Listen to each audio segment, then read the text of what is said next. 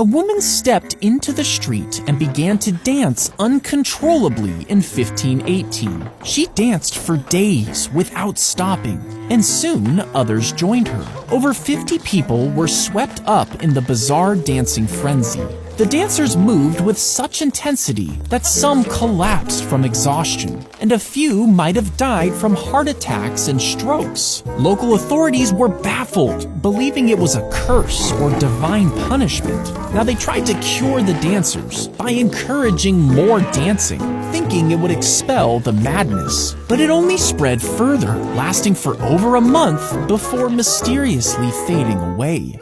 Dogs have been known to jump off Overtown Bridge in Scotland, with many tragically falling to their deaths. Since the 1950s, hundreds of dogs have leapt from the 50-foot bridge, leaving locals puzzled and horrified. Some believe supernatural forces are to blame, like the ghostly White Lady of Overtown, or the tragic 1994 incident where a man threw his baby off the same spot. But experts say the dogs could be confused by the bridge's structure and are drawn to the scent of wild animals below. Whatever the cause, this eerie mystery remains unsolved, so keep your dog on a leash.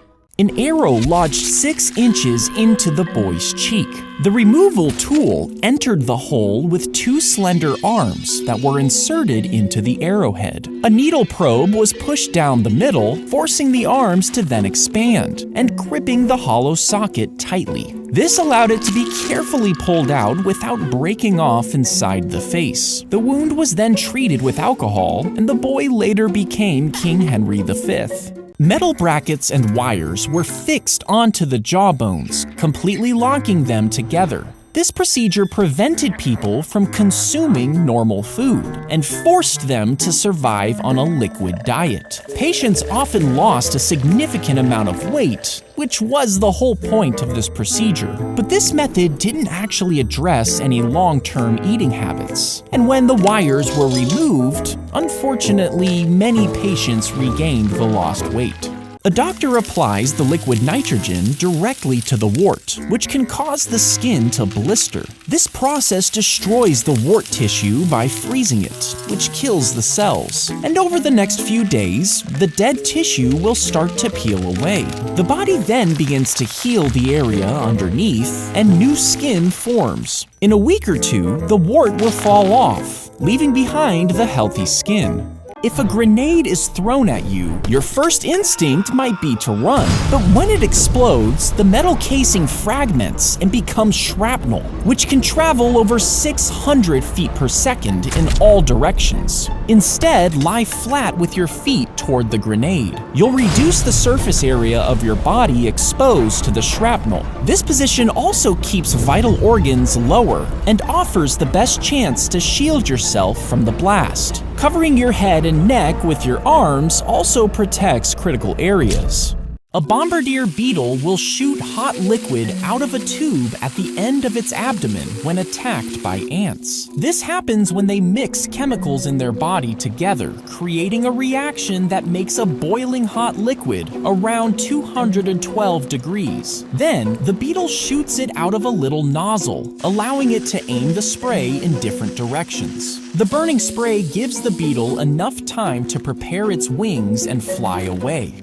They load a grenade into the barrel of the launcher. Gunpowder was previously poured into the firing pan, and the hammer was secured with flint. When the trigger is pulled, the flint strikes the steel, creating sparks. These sparks ignite the gunpowder in the pan, sending a flame through the touch hole into the main charge. The burning ignites the powder behind the grenade, propelling it out of the barrel. As the grenade flies, a timed fuse burns, allowing it to explode after reaching the target. When pressure is applied, it immediately releases a locking mechanism that holds back tensioned metal jaws. Then, powerful springs activate, causing the jaws to rapidly snap shut around the person's legs. The sharp spikes on the inner surface penetrate the skin deeply, creating a painful and secure grip. The trap is attached to a heavy chain anchored to the ground, preventing the person from escaping. The trap is made up of 3 sticks to balance a heavy weight, like a rock, above the ground. But once the bait stick is moved, the structure collapses and the weight drops quickly. This sudden force is enough to trap or kill the prey instantly. It's a simple yet deadly design, using gravity and the animal's own movements to set off the trap.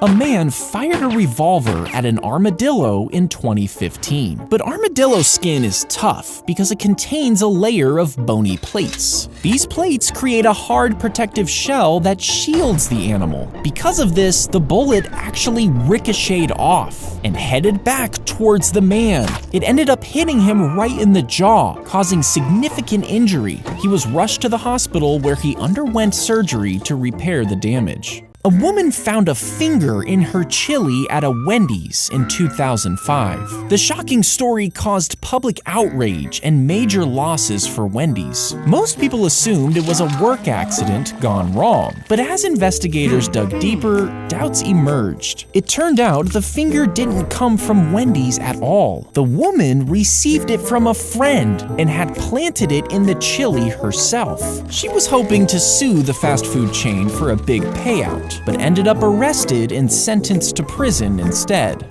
A tour bus driver dumped their septic tank while sitting in traffic on a bridge in Chicago. But this bridge had grates on the bottom, and the waste actually ended up falling through. At that exact time, a sightseeing boat was passing below, and over 100 passengers were covered with waste from the Dave Matthews Band. Now, the band publicly apologized and stated they were unaware of the driver's actions. The driver was charged with reckless conduct and pollution. Eventually, the band settled for a $200,000 fine. Teddy Roosevelt was shot in the chest during a campaign speech in 1912. Now, the bullet struck him in a lethal spot, but he somehow remained standing. So how was this possible? Well, Roosevelt had a thick, folded-up speech in his coat pocket, along with a metal glasses case. And the bullet hit these items, which slowed it down and protected his lungs. Now, despite the injury, he insisted on finishing his 90-minute speech. A 60-ton dead whale was loaded onto a flatbed truck in Taiwan, but as it traveled through the crowded streets, gases built up inside the decomposing carcass. Eventually, the pressure from these gases became too strong, causing it to burst out of the whale. The blast sent blood, organs, and blubber flying through the streets. It covered cars, shops, and bystanders in a gruesome, smelly mess.